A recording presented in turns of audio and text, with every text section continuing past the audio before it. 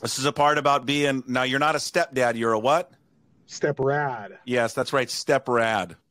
Mm-hmm. I forgot about it. So you're in the car again today doing the show because you're back to school shopping, huh? How's back to school shopping going for you? It's interesting. I've been to every Lululemon from U Village to South Center Mall to Tacoma Mall. Oh yeah. Where was I at yesterday? There's another one where I'm blanking. I don't even know where we're at. Oh, Bellevue Square. I went to Bellevue Square yesterday too. That's a lot too. I felt like I needed to dress up to go to Bellevue Square. It's a like lot of my people there too.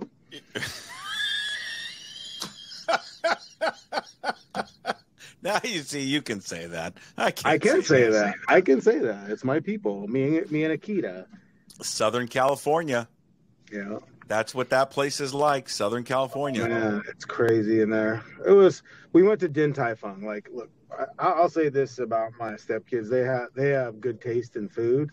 So they want, and they don't have the they don't have the Din Tai Fung in the stadium anymore, and they wanted the chicken fried rice and a little bit of, so we went there and had that, like they like that. We've done Brewers Row in Tacoma, which is great. Obviously the carne asada breakfast burrito, which they serve all day. They have an avocado crema salsa bucket. Avocado. So you get steak, eggs, a little bit of rice, cheese, and then they put this avocado crema salsa that's spicy on the top. Ugh. Oh my god. Jeez, this is why you got to work out every day. I know, and I haven't really, although I'm putting miles on walking around. So the other day, like before we get into baseball, I have to vent. The South Center Mall has like 3 bathrooms in the whole gigantic place, and like one was closed for cleaning, the other one had a line, and like you need some privacy sometimes. So I recommend going to the Round One bowling alley and going up there if you have to, like, find a clean bathroom that nobody knows about. I haven't been to the South Center Mall in years. I don't want to get stabbed or shot. So it's been a long time since I've been there. We went there on a Saturday, and it was pretty chaotic to say the least. So, I mean, like we got that later that night. I think that was the night we ended up at Duke's down in Tacoma on the waterfront. Oh, and nice. I'm not shitting you. I drank a Coors Light and 2 drinks, like a big old 20-ounce Coors Light and like 2 drinks. I think everybody at the table was like looking at me. No, it's been fun. Like I'm happy they're out here. I mean, like, 'cause we've done a bunch of other stuff too. They went to 2 games, Hell, JP likes my stepdaughter better than me. He gave her a big old hug and everything, talked to her. Yeah, and then, track workout, baseball workouts. My arm is going to fall off. I threw enough BP over 2 days that my arm is going to fall off. Yeah, I did. I see the video that I think that you posted. Did Tyson hit you with the line drive on the knee? So these are older videos. These aren't new, but he's like trying to build up his recruiting page for Twitter. And so he's got some videos and stuff. And I go, here, put this one on. People will find this funny. So he has one dotting me in the thigh this fall. And then the one he just posted from a year ago where he hit me right on the hip bone. And I'm like, yeah, oh my God. He's got another one where he legitimately cracked a bone in my forearm too. And I'm behind the screen. I swear I feel like I'm behind the screen, but I this year threw, I don't know if we talked about this, I was throwing BP and I didn't have the L screen. And we were doing just live situational stuff in the field. And I didn't have the L screen for some reason. I thought I was far enough back. I wasn't quite to the mound, but like 40 feet. Yeah. And I threw it, and this kid line drive right on my kneecap. Yeah. And this thing was the size of a softball. Oh my God. It's not what you want. Like I don't let Tyson use a metal bat anymore because he hits it too hard. He has to use wood bats at all times. Yeah, that's a good call. All right, let's get into it. All right, let's get into it. He's in a park. What mall are you at right now? I'm at the Cheney Stadium, actually. Okay. The team store and everything like that. So. Oh, some hats. Let's get some Tacoma. God, the best hats in the business. Yep. No one's got a better hat than the Tacoma Rainiers. No one. You got to go see my guy Kyle down in Tacoma. So yeah, Shout out, Kyle. All right, well, it's the Ryan Divish Show. It's right here on pucksports.com. It's brought to you by Chalet Bowl, Washington's oldest operating bowling alley, proudly serving the community since 1941, located in Tacoma's Proctor District. They are family-owned and operated for 40 years, delivering top-notch customer service at their unique 12-lane bowling experience. Check them out at chaletbowl.com to book your next reservation. We're inside the Puck Sports studios built by Limbeck Lumber. Divish is in a car in a parking lot outside of Cheney Stadium as we record this on Wednesday, August 14th. You can follow Divish, and if we get over in time, he probably has some extra time to do a Q&A on Twitter at Ryan Divish. If you'd like to ask him questions like, why did Julio get rushed back? His thoughts on Victor Robles' extension. Why did they get their asses kicked on Tuesday night against Detroit? He'll answer all of it in a wide-ranging Q&A at Ryan Divish. Not a chance in hell. What, are you glad you weren't on the start of that road trip? Jude's back there. Jude's got to wear that 15-1 debacle there on Tuesday night. Yeah, and he took the red eye in too, so he was probably tired as hell. And dealing with angry George Kirby after a start, always fun. And so, yeah, I don't think he was loving life by any means, but he's in Detroit, but he gets to see Skeens on Friday, so that's all that matters. Yeah, it was bad. It was bad last night. Like you watch Kirby, I don't know what they kind of have a decent plan against him. Like they don't chase the high ones out of the zone, and he didn't have a good enough fastball command to really spot it to get the swing and miss that he normally does. And they just had a good plan. I mean, give credit to AJ Hinch or whatever their coaching staff. They had a good idea what they wanted to do against him. And then the Mariners didn't make a bunch of plays. They played kind of sloppy in the field, and just a clunker. I mean, it was basically the reverse of what they did to the Mets the day before on Sunday. I mean, did you think it was as sloppy as everyone was saying?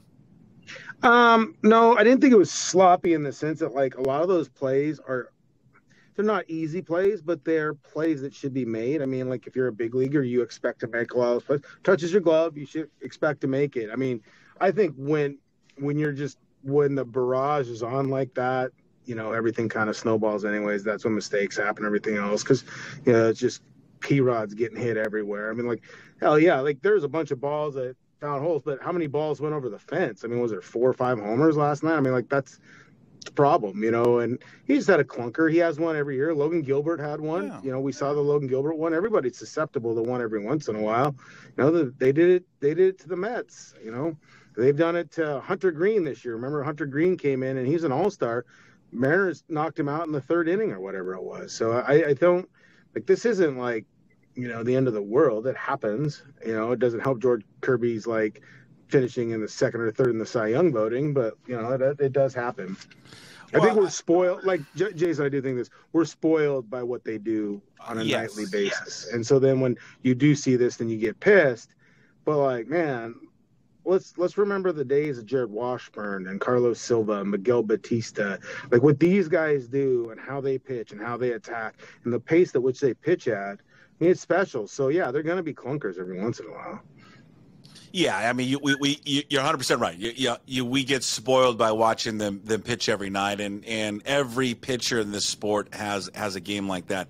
I want to get to how he conducts himself on the mound when something like that happens, because it's been a reoccurring theme with him, and I think you and I have talked about this before. But the defensive stuff, like I was watching, I did not see the game live in person. I just was, and then I went back and watched like the condensed game later when I got home, but I was reading like all the replies of everyone's, oh my God, it's terrible defensive performance. And then I heard, Scott Service saying, hey, there's plays behind him should have been made. And then Rojas's comments. And then I looked at all the plays, and I think Daniel Kramer had the video up there, and I assume these are all the plays in question.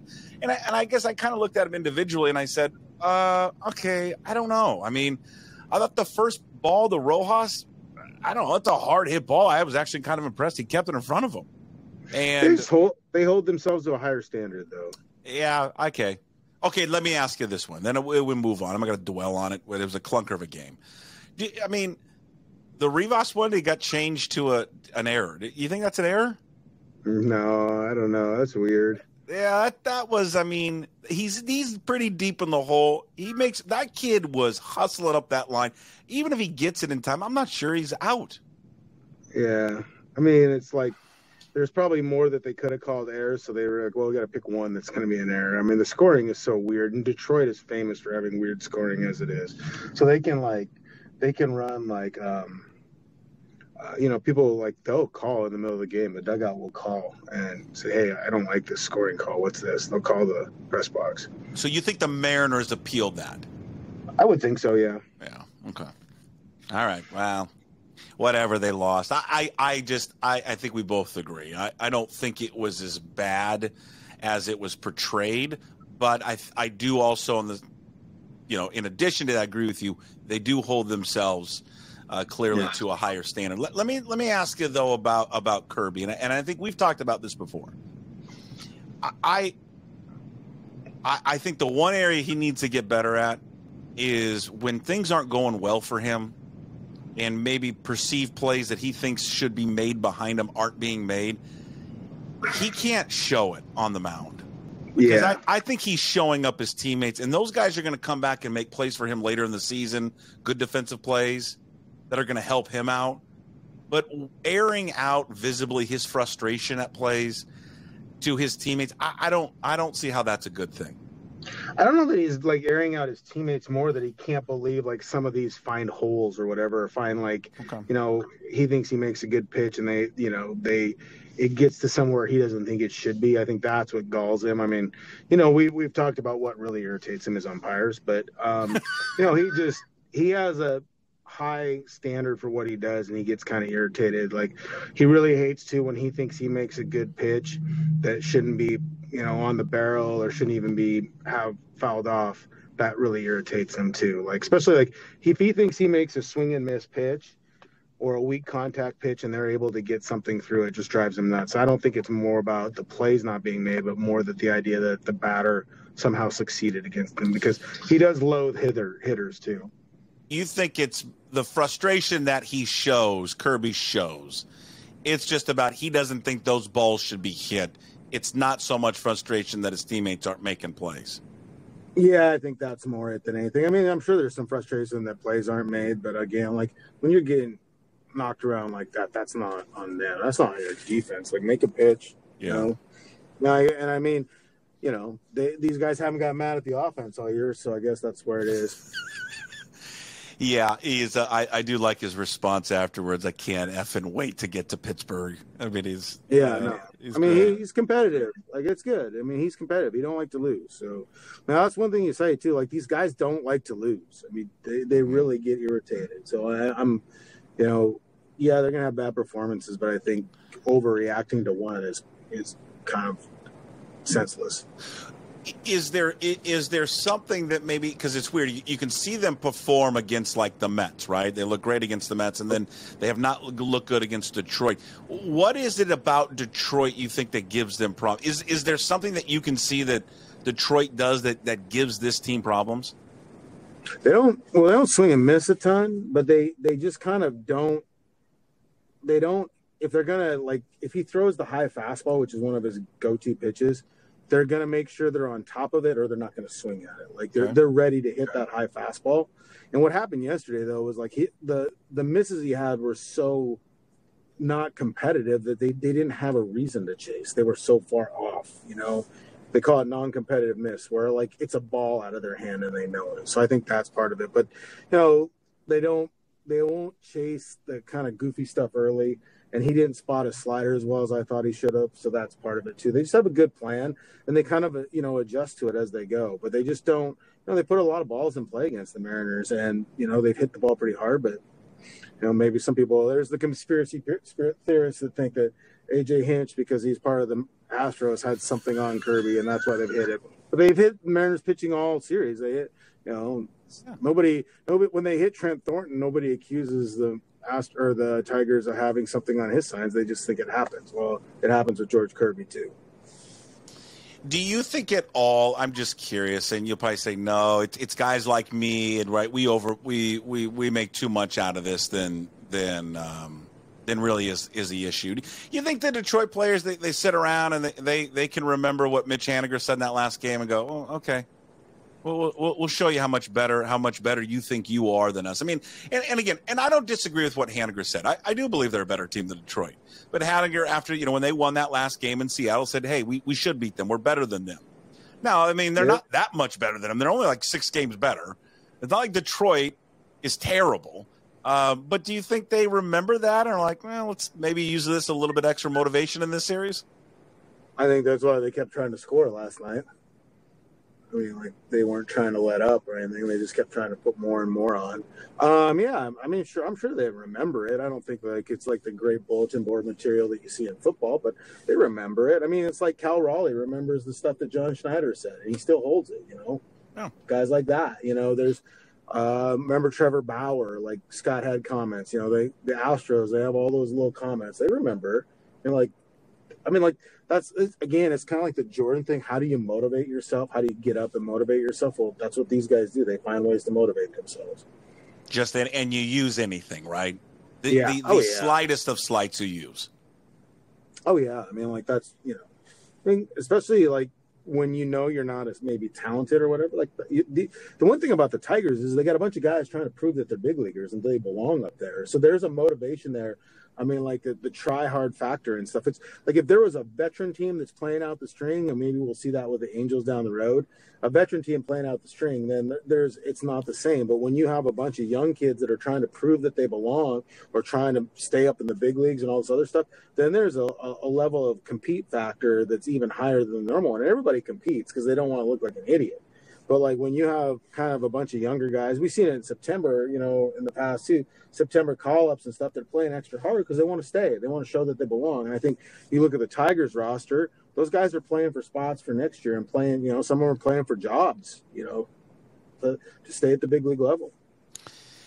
This week in the first game against Detroit, he had a double, and I'm talking about Julio Rodriguez. He came back on Sunday for Sunday Night Baseball. I think we all can agree, and I don't think it's anything wrong with saying this. Had they not been on Sunday Night Baseball and had been a 1-10 start, he's probably not playing in that game. But maybe I'm wrong. Maybe I'm wrong. But probably not. No, I mean like in what's his name? The guy that started for the Mets is a friend of his. He wanted to compete against them and stuff. He doesn't get that up. Severino. Yeah. So like that's the thing. I mean, no, he probably would have. And like, what the hell? Who cares? He went out there. I mean, the one thing is like everybody's like, he should have gone to rehab. Well, he wasn't going to fly to Reno to go on the rehab or wherever they were at. Because that's where Tacoma was. I think they were. Maybe not. Maybe were they home? I don't know. He's never played in AAA game, ever. Maybe that's his thing too. He doesn't want to do it.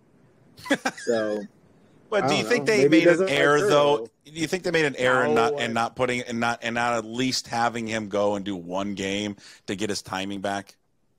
I mean, like, does it really get his timing back? One game, going down to Tacoma, see some guys that maybe aren't great. They have that traject machine that like simulates game speed better than probably a regular pitcher can.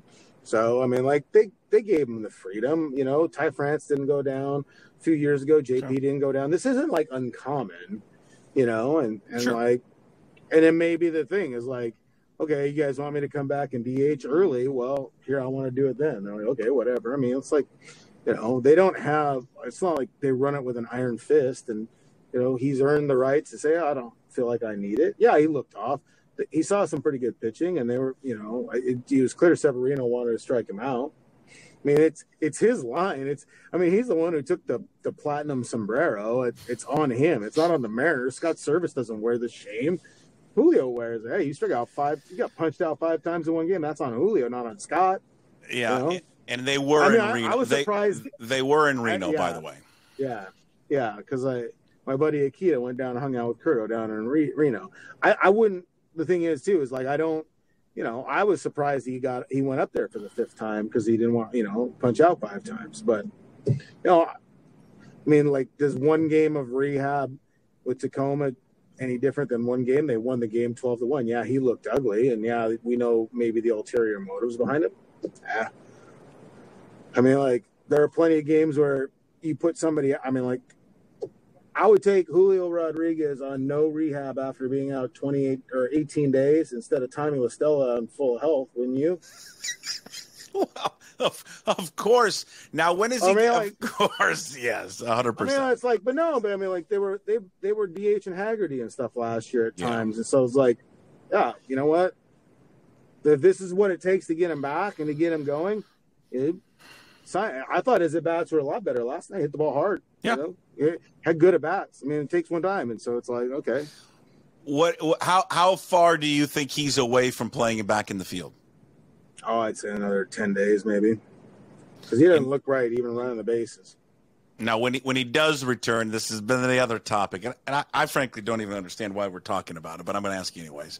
You think there's a chance in hell they put him in a different position other than center field? Only if he says he doesn't feel like he can play center. But I don't think he'll come back unless he feels like he can play center. Yeah, he's a better defensive outfielder than Victor Robles. Well, of course he is. This guy's a top 5, like in almost every metric is like top 5. He's a Gold Glove finalist for crying out loud. Some of the catches that Robles makes, the diving ones and stuff, it's because he gets bad jumps on or takes bad outs. It's not because they're like exactly. Yeah, he's a better outfielder. Yeah, I don't quite understand that talk of let's move him out of center field, but I'm keeping Julio Rodriguez in center field as long as he wants to play in center field. Yeah, you're right. If he says, "Hey man, I don't think I can play out there," the ankle's not going to let me, then put him in right field. But he comes back and he's ready to roll. He's a center fielder. What did you? Speaking of Robles, what'd you think of the extension? Very fair. I mean, I thought it was very fair. We were talking about if they gave Robles an extension, it would be similar to Dylan Moore, 3 years, $8 million. That was his 2 years, 8.75 or 9.75. Yeah, 9.75. You get the signing bonus in. They got the option that'll never be exercised at $9 million. Yeah, I thought it was. I mean, are really 3 years from now, unless he really turns into something more. Then 3 years from now, if he's really good, though, $9 million would still be a cheap buy. Of course, because he's only going to be 30 then. So, I thought it was very smart. I mean, I think part of it is too they recognize that this guy likes it here and wants to stay, and they have a hard time attracting free agent hitters. So you find a guy that likes it here. I think that's one of their plans a lot of times is when they make trades for some of these guys is like maybe we convince them to sign an extension, especially young guys. Like it worked with Castillo. Nobody thought that was going to happen. He liked it there. I think the big thing for Victor is he feels comfortable. They let him be who he is. I think, him and Davey Martinez down in DC had kind of run their course, right. and they were, and so, you found a place you like to play. I mean, sometimes the money, I think that's what he would probably have gotten on the open market anyways. I think the Mariners probably valued him more than the open market did. Can I play you my favorite clip from Robles? Yeah. The monkeys. I got 2 monkeys. No, I got one that's even better. Hey Mariners fans, this is Victor Robles. I just want to share with you guys how happy I am to stay here in Seattle for the next couple of years. Thank you for all the love and support that you guys give me every day. God bless you all. Let's put the trident up. Let's go. So my favorite part is he filmed that for the Mariners social media account, but then probably an hour or two later when he meets with Jude and Daniel Kramer, he has to use an interpreter. Yeah. I mean, I've never... He talks to you in English sometimes when you just have a conversation, but he doesn't, and he understands everything in English. Like he doesn't have to have the interpreter, but he just a lot of those guys, they want to make sure like they're saying the right things if they don't know or they don't understand a question, so that's why they want to have it there. I get that, but here's the reason why I'd like him to stop using Freddie is because he's fun. He's a great personality, and maybe have Freddie there. And again, this is not his native tongue. I get it. It's probably, especially if you have a bad game, you don't want to say the wrong thing. I totally get it. But he's such a fun personality that he could be a star. You know what I mean? He could just be a mega star with how just his attitude, his personality is extremely infectious. And I think I want to hear more from him. I think it's good too for younger Latin players too to see here's a guy that's learned to, I mean, Julio is like the perfect example. Andres Munoz, they did that great story on Munoz. Right. I mean, like Munoz is great. Like I've said this before. This is like the most likable team I've ever covered with the Mariners. And granted, there's assholes forever on these teams. This is the most likable team. Maybe that's why they're not as good. I don't know, but. Yeah, I mean, like Robles is funny. He's got a lot of personality. I say I got two monkeys. I was just like, what? The best part during that is he's telling the story. He's like, "Oh, hold on, guys, I got to make a play," and then he makes the play. And it's funny. They I mean, I didn't know this until reading it afterwards. I think from you guys and others that he'd already signed the contract, right, or agreed to it, before that game. And they were hoping that I don't know if they were hoping, but.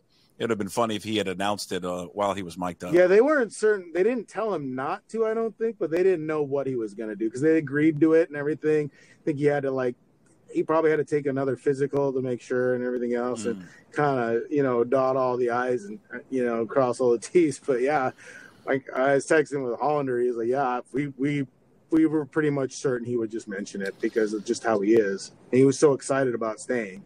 Yeah, that's great. All right, they are, as we record this currently on Wednesday, they find themselves now a game and a half back. This may change whenever people listen to this, but a game and a half back of Houston. I mean, it clearly is going to be, whatever cliche you want to use, a dogfight at the rest of the season. They got enough to catch them, overtake them. I mean, that series, I can't wait for that series in, late September. That's the 23rd against them in Houston, but this thing's going to go down the last week, and I feel like we're going to come down to September 29th, a home game against Oakland, perhaps with the division on the line. Yeah, I think so. I mean, I'm still stunned how well Kikuchi's pitching for them. They must have given him some of that spider tack or something. I don't know. I think the Astros, if you look at it, have a little bit more difficult schedule, but the Mariners managed to make teams like the Tigers and Angels difficult. So, I don't, Houston's on a bit of a win streak. I don't think that's going to be sustainable. But, yeah, the Mariners, it's going to be that last week. That series when they go to Texas and Houston in the last road trip, that'll be a fun one for Adam to cover. Oh, you're making Jude cover that. Come on, man. I don't go to Houston. Why? I don't know. I don't like it. Too muggy. Gobon, I can't. St. Louis, he's going to St. Louis too. You got the division's going to be on the line. Don't we want, no disrespect to Jude, don't we want the number one Mariners beat reporter of all time pushing Finnegan aside to be there? Yeah, that's Adam. Everybody likes Adam.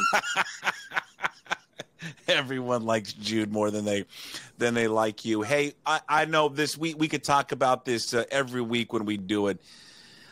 Cal Raleigh now is just on. He's on a streak right now, which he has he may accomplish two things this year that put him in all-time great status. One, it's the most home runs in the first 4 years as a catcher. He's likely going to surpass Mike Piazza. I want to say he's 6 away now from doing that. If he also leads Major League Baseball catchers in caught stealing statistic.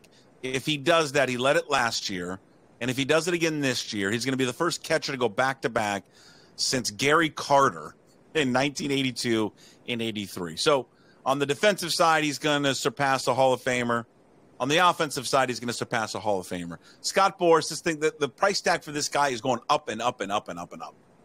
Do we know at all if they've had significant talks with him on an extension, and what does that extension look like? Is it Will Smith, 10 years, 115? Is it Ria Muto, which is it's shorter, it's 5 years, 100 something? So 2 parts. One, is there any type of ongoing talks? And two, what are we looking at price-wise, you think, for him? Cal had said there wasn't anything serious, but again, he doesn't want any part of it. That's what he has an agent for. Adam talked to Boras at the All-Star game. Boras said, nothing really serious, and kind of made the comment. It was like, Cal's making himself a lot of money right now. So, but Cal always just said to me when I asked him about it, is I just want something fair.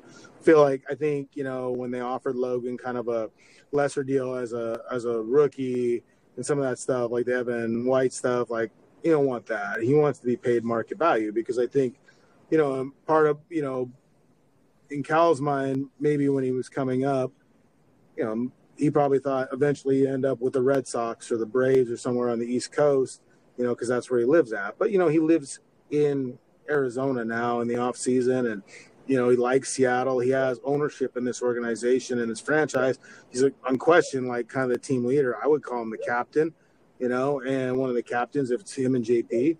So, yeah, you got to recognize that. But it won't cost. It's going to cost you. Maybe he wants the lesser like Real Muto, so he does have some future. Because again, this year they went and traded pieces and stuff, but he has every right to be skeptical of what this ownership group's going to do and the front office is going to do in terms of making this team into a winner down the road, and wanting to test free agency, down the road. So maybe he does do the Real Muto, like a 5-year deal or whatever, buy out the last couple of years of his arbitration, but then still has the freedom to go somewhere. I think Cal also realizes, too, the shelf life for catchers is short. So, maybe you go 7 years or something like that with a lower AAV and do it that way. I mean, Realmuto, he signed it at 29. It was a 5-year, $115 million deal. So he's the per year the highest paid catcher in baseball at 23.1. I think if you're Cal Raleigh, you do something similar to that more. You're a free agent again at 32. Maybe at that point now you don't catch as much or you don't catch it on. You're just a DH. Yeah. Yeah, I mean, you could reduce it. That's the thing. Like, they're catching him a lot. So, I don't know. It's tough. That's how they're doing it. That's what makes him, I think people always talk about Salvi Perez. Well, he's DHing a lot now, playing some first base. Cal's not doing that. And Cal can play first base. Yeah. He's done it before. So yeah, he has in a major league game? No, minor league games. I've seen him take ground balls. He's actually pretty good at it. Yeah, get him do you think he's a better catcher than Realmuto? Yeah, he's not. Yeah, I think so. Yeah. I think he is right now. JT's really banged up right now too. JT's one of my favorites, but he's really banged up. But he's a $20 million. He's $20 million plus a year, easily. Yeah. That's the problem. What they're going to run to. How do you keep Logan? How do you keep George? How do you keep Cal? You don't. That's the problem. Well, I mean, you can, but it's going to cost you. Bump up them beer prices in the pen, I guess. That's right. It's going to be like Steprad going on back to school shopping. Price tag just keeps going up and up and up. All right, we took a lot of your time from the parking lot outside the Tacoma Rainiers team store. Have a good rest of the day there with the family. We'll talk to you again on Friday. We appreciate it, my friend.